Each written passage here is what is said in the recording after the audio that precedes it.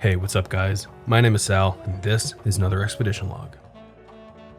Today we bring the Phase 4 Baby Mall triptych to a close, with one of the smallest enclosed malls I've ever seen, and a history that hasn't been told yet in any videos I've seen of this place.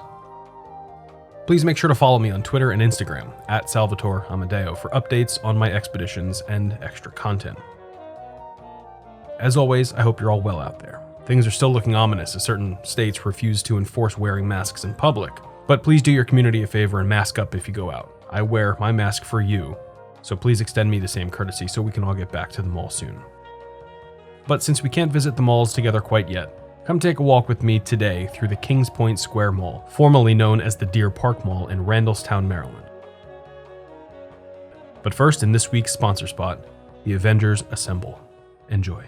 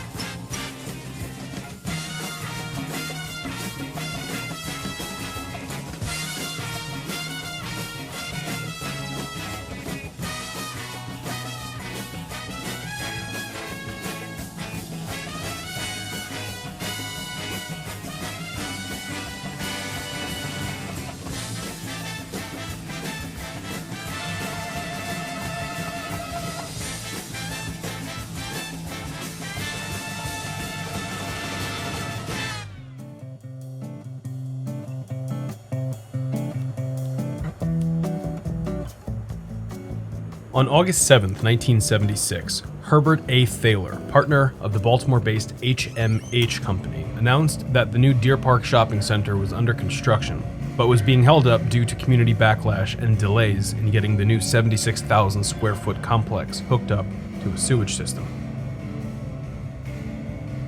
As was typical back then in the golden era of mall construction, local communities didn't want the additional traffic in the streets which malls were generating. However, Thaler and his associates would prevail, and the first section of this shopping center opened on April 6, 1977 at the Deer Park Plaza, 9900 Liberty Road, with the stores Hit or Miss, which had Mrs. and junior-sized fashion at your price, ringing in the occasion.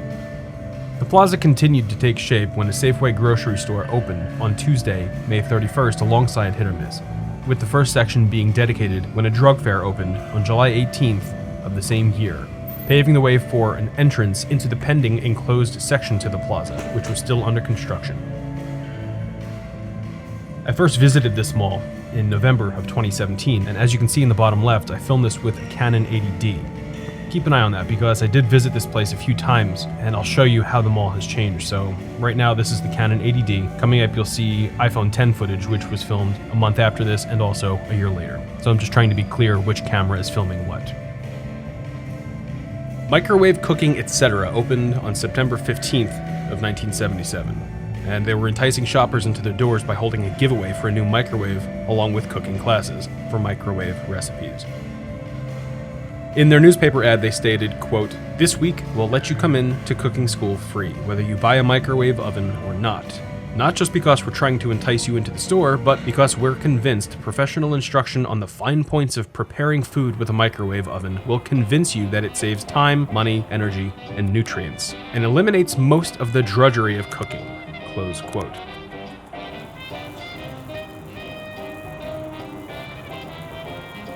They then go on to explain how microwaves work with barely scientific diagrams of radio waves and how they agitate food molecules to heat up. It's a charming look at life in the late 1970s and a raw look into the origins of the infamous arch-nemesis to Gordon Ramsay, Chef Mike.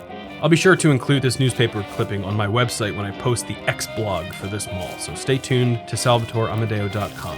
It might just be up when this video posts.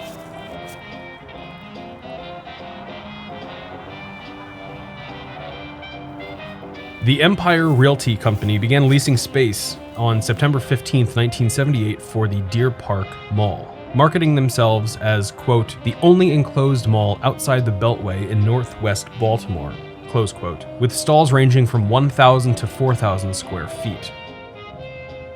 Then there was a preview opening for the new Baby Mall at Deer Park Plaza between November 16th, which ran through the 19th, with clowns, balloons, gifts for kids, and a raffle to win a trip to Disney World just for showing up to see the new space.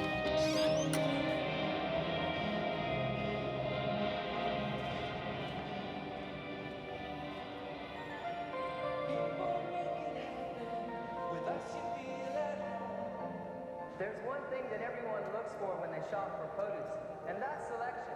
From the basics to the exotic. At Safeway, we shop the world for our selection. So if you see something you're not familiar with, just ask us and we'd be glad to help. A world of selection.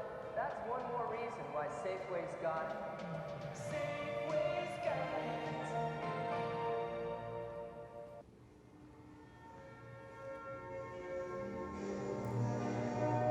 The grand opening and ribbon cutting ceremonies occurred on November 20th, 1978 for the Deer Park Mall, accompanied by its attached plaza counterpart with a Safeway grocery store, a drug fair, shoe town, and Hit or Miss serving as the main traffic generators for the enclosed portion, which was connected directly to the drug fair. Inside the mall were typical local offerings, such as an arcade, a jewelry store, dentist, hardware store, and other smaller storefronts serving the local community. It was a hub for the Randallstown community and offered an enclosed shopping experience in the northwest region of Baltimore, outside the Beltway, just as they promised.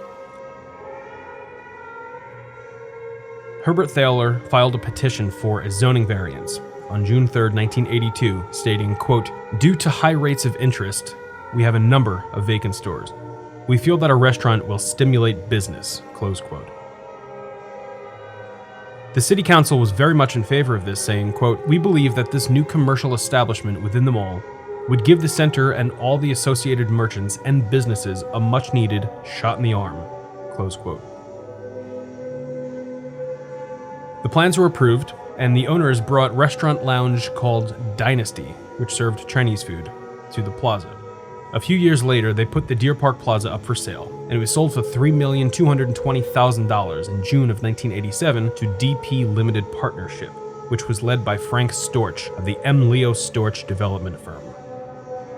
They immediately changed the name of the plaza to the Kings Point Square Plaza, and announced a renovation to the property which would bring a 40-lane bowling alley directly next to the mall, with the Baltimore-based Columbia Design Collective serving as chief architects for the project, which they projected to cost over $1 million.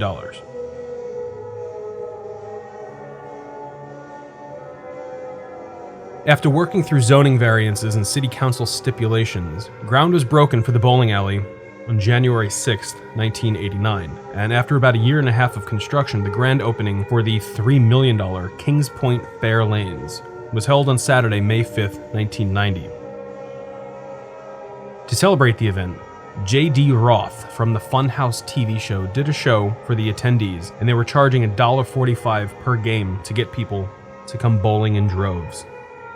The bowling alley was apparently only the fourth in the United States to have the Bowler Vision system, which included modern computer scoring systems, video replays of bowlers' shots, and automatic pin resetting. The bowling center also had a full-service snack bar, a full-service restaurant, and a liquor license to sell beer, wine, and mixed drinks. They even hosted televised bowling tournaments there throughout the years. And to be completely honest, it sounded like an amazing time. It might just be the cabin fever from being stuck in my house since late February, but I'd totally crush an evening out in the bowling alley with all of these amenities. I think one of the main things that's going to come out of the COVID-19 pandemic is a renewed sense of appreciation for all of the things we can do in this world. I took a lot of these things for granted for so long. Bowling alley? Nah, I'm good. Arcades and movie theaters? Nah, I can always go to them. I'm not into it today. Not anymore. Once it's safe to go, I'm going right out to bowl and seeing all the movies. I really can't wait to get back to normal. Wear a mask so we can make that happen sooner.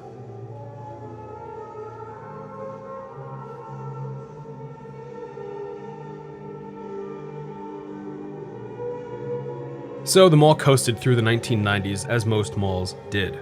The Safeway shuttered to make way for a Food Lion, which opened on Monday, January 27, 1997. Moving into the new millennium, however, the Kings Point Square Mall and Plaza began to show their age, graying out in comparison to other local malls, such as the Security Square Mall, which had been operating since 1972 and only about 15 minutes away, and the Towson Town Center, which opened in 1952 as an open-air mall, but was enclosed in 1973. Towson Town Center got a massive renovation in 1991, adding a third and fourth floor, and was only about 20 minutes away from Kings Point Square. These two malls, being super regional destinations for shoppers, made it so that Kings Point would just fade into obscurity as time went on, becoming more opaque to passersby and entering its final form as a gray ghost in the mid-aughts.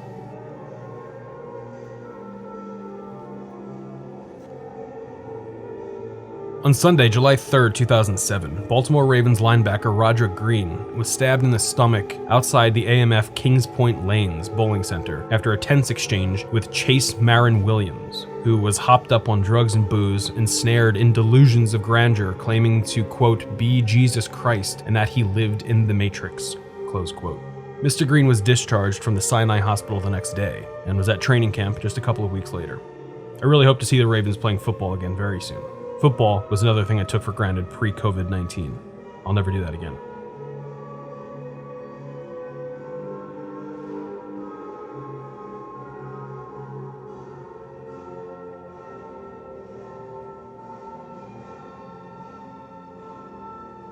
Kings Point Square Plaza was sold to the Philadelphia-based Kings Point Associates LLC on November 6, 2007 for $9,100,000, of which Lee Brahin was the managing partner. The property was officially listed in Brahin Properties catalog shortly thereafter. Actually, it's listed on Brahin's website to this day as if they were still the owners, but as you'll hear in just a bit, they sold it. The AMF Kings Point Lanes shuttered sometime between late 2012 and early 2013, and the building and land were purchased by the Dream Life Worship Center, who, according to their website, completed the conversion of the space by spring of 2015.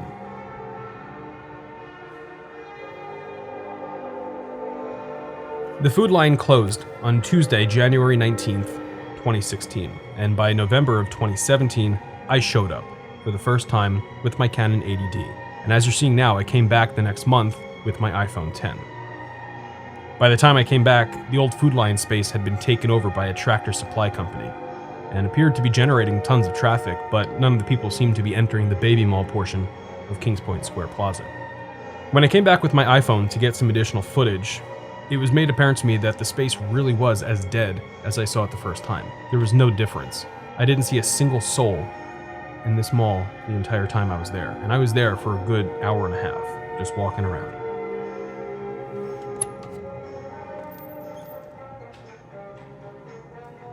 I really do love places like this that remain untouched. These gray ghosts that retain their vintage characteristics from when they were first built really are treasures And I do have to thank Dan Bell for doing a video on this place, otherwise I never would have known it was here. And even in his video, he said he didn't know it was here, so somebody pointed this out to him. And I can't imagine that anybody outside of the direct Randallstown area on Liberty Road in Deer Park really know of this place. And inside, as you've seen, it's just local businesses. There's a couple of worship centers, there's a daycare for kids, and there's no real commerce happening inside this mall. So I'm really not surprised that it's this dead, because there's really nothing to do in here. But I am surprised that it still stands in its original form. I'm grateful that it's here, because it's a fantastic piece of vintage retail aesthetic. And it's absolutely my pleasure to preserve the memory of this place as it is for future generations. But man, it's dead.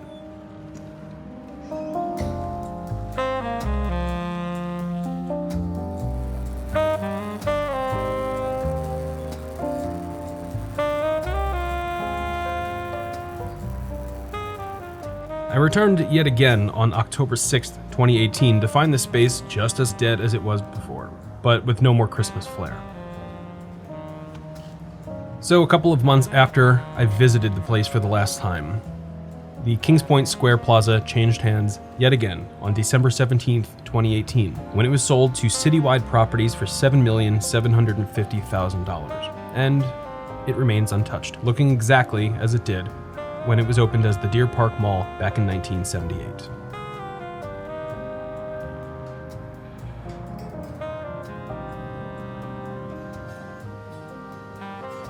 I'd like to thank all of you for watching my video, and if you've stuck with me this far through the video, or my series, or even just the Baby Mall triptychs, and you haven't subscribed yet, you may as well just subscribe. If you could tolerate this kind of content, or if you like it, consider subscribing. And leave a like and ring the bell. The engagement really does help me out. Also, make sure you're following me on Twitter and Instagram at Salvatore Amadeo, and also my second channel called Quite Studios. This video is most likely the last ExLog that my Silver Infinity called the Quartermaster is in. So I've also posted the raw content from my last expedition that I took with the Quartermaster up to Phillipsburg, New Jersey, which was a completely failed adventure in a snowstorm. What should have taken 2.5 hours took 9 hours. It was a nightmare. Make sure you watch that. And I also include the raw footage from my first trip to the Phillipsburg Mall in that video. So go check that out. A link is down below. I'm planning on doing a director's update for the end of Phase 4. So if you have any questions for me, or you're wondering about my filming process, editing process, or anything at all, leave your comments down below, and I'll pick a few of them to answer on video at the end of this epoch of the ExLog series in the next director's update. As a matter of fact, tweet me your questions as well. I'll pull a few questions from Twitter if you ask me. So comment down below or tweet at me at Salvatore Amadeo, and I'll include your question in the next director's update. Thanks especially to my patrons for supporting my channel directly, without whom this content wouldn't be as plentiful, so thanks a bunch for the direct support. Thanks also to the Dead Malls of Discord family. We have a really great time on the Discord, so go download the Discord app and click the invite down in my description to join. I'll be taking the next week off to visit family for the first time since the COVID-19 lockdown, and also to do some filming for my channel. So I'll be back in a couple weeks with some really exciting expeditions to kick off the end of Phase 4. So for now, please stay safe out there, stay home if you can, take care, and have a fantastic day.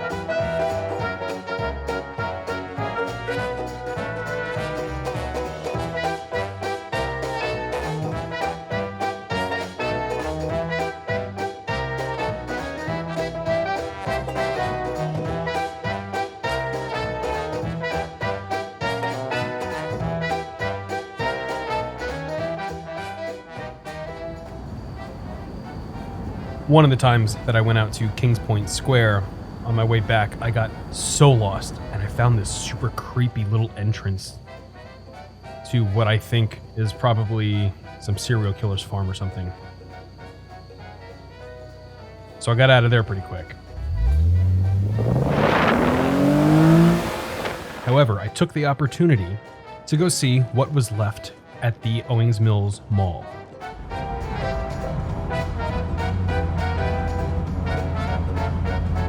At the time, I knew it was being demolished, but I just couldn't help myself. The Owings Mills Mall sign was still there.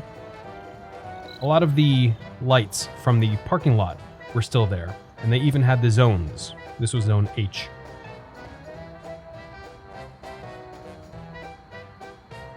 But that was about it. There was nothing left of the mall. However, Owings Mills Mall played a big part in developing my fascination for this subject, by way of Dan Bell, and I used to work right up the street from here. So I couldn't help myself and I had to pour one out for Owings Mills. See you guys soon for ExLog 68. Take care, guys.